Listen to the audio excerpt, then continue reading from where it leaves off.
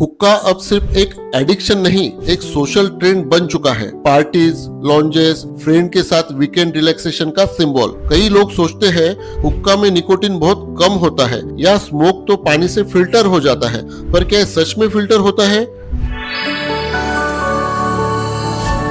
एक डेंटिस्ट के नजरिए से देखें तो हुक्का सिर्फ लंग्स नहीं, पूरे मुंह की हेल्थ को प्रभावित करता है और कई बार ये डैमेज बहुत गहरा होता है। हुक्का session is equal to 100 cigarettes. एक 45 मिनट के हुक्का सेशन में व्यक्ति लगभग 100 सिगरेट जितना स्मोक इनहेल करता है। यस, 100। और ये स्मोक मुंह से होकर लंग्स तक जाता है, यानी ओरल कैविटी ही पहला इंपैक्ट जोन है। इससे म्यूकोजा लगातार हीट और केमिकल इरिटेशन झेलती है। रिजल्ट म्यूकोजल कीराटोसिस, व्हाइट पैचेस और लॉन्ग टर्म में ल्यूकोप्लाकिया और ओरल कैंसर का खतरा, क्रॉस इन्फेक्शन का रिस्क। हुक्का के पाइप्स और माउथ पीसेस कई बार शेयर किए जाते हैं। डेंटली स्पीकिंग, ये इन्फेक्शन ट्रांसमिशन हॉटबेड्स है, क्योंकि बैक्टीरिया और फंगाई इन्हीं मॉइस्ट सरफेसेस पर थ्राइव करते हैं। इससे कैंडिडियासिस, हर्स लैबिलियस, यहाँ तक कि ट्यूबरकुलोसिस के केसेस भी देखे गए हैं। कई बार पेशेंट्स को क्रॉनिक माउथ अल्सर्स या फंगल कोटिंग की शिकायत होती है, जिसकी जड़ में यही कंटेमिनेशन होती है। गम हेल्थ पर असर। हुक्का स्मोक में टार, कार्बन मोनोऑक्साइड और हेवी मेटल्स होते हैं जो गम टिश्यू की ब्लड सप्लाई को कम कर देते हैं।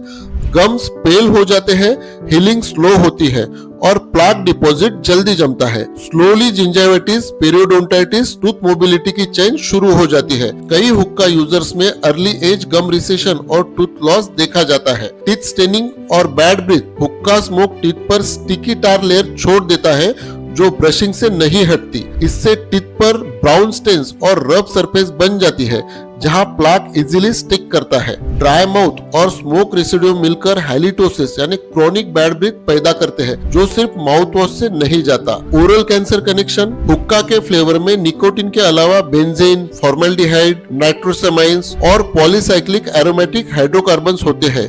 ये सभी पोटेंट कार्सिनोजेंस है। इनका कांस्टेंट एक्सपोजर टंग, चिक्स और पैलेट की म्यूकोजा में डीएनए म्यूटेशन कॉज करता है। स्टडीज ने दिखाया है कि लॉन्ग टर्म हुक्का यूजर्स में ओरल कैंसर का रिस्क 5 से 10 गुना ज्यादा होता है। डेंटिस्ट के तौर पर हम हमेशा रिकमेंड करते हैं हुक्का यूजर्स को हर 6 महीने में ओरल कैंसर स्क्रीनिंग करवाना चाहिए। किसी भी व्हाइट पैच, बर्निंग सेंसेशन या म्यूकोजल टाइटनेस को इग्नोर नहीं करना चाहिए। हुक्का छोड़ने के बाद भी म्यूकोजा को हील होने में समय लगता है, इसलिए रेगुलर मॉनिटरिंग जरूरी है। प्रोफेशनल क्लीनिंग से स्टेन्स और टायर डिपॉजिट्स को कंट्रोल किया जा सकता है। Myths versus fact. Myth number 1, हुक्का का स्मोक पानी से फिल्टर होकर हार्मलेस हो जाता है। तो फैक्ट क्या है? वाटर सिर्फ कूलिंग करता है, केमिकल्स को फिल्टर नहीं करता। मिथ नंबर 2, हर्बल हुक्का सेफ है। फैक्ट, चारकोल बर्निंग से निकलने वाला कार्बन मोनोऑक्साइड और टार उतना ही टॉक्सिक है जितना सिगरेट स्मोक। हुक्का सिर्फ एक फन एक्टिविटी नहीं, यह धीरे धीरे आपकी स्माइल, ब्रीथ और ओरल टिश्यूज को डैमेज करता है। एक डेंटिस्ट के तौर पर हमारा गोल सिर्फ कैविटीज भरना नहीं, बल्कि आपको एजुकेट करना है कि आपकी हर आदत आपके मुंह की कहानी लिखती है। तो अगली बार जब कोई कहे चलो बस एक पफ ही तो है, तो याद रखिए हर पफ आपकी स्माइल की एक परत छीन रहा है। हेल्दी माउथ, कॉन्फिडेंट स्माइल तभी पॉसिबल है जब आप उसे स्मोक फ्री रखें। हर मुस्कान के पीछे एक कहानी होती है और उस कहानी को हम दोबारा लिखते हैं। ओरोफेस, भारत का स्माइल एक्सपर्ट।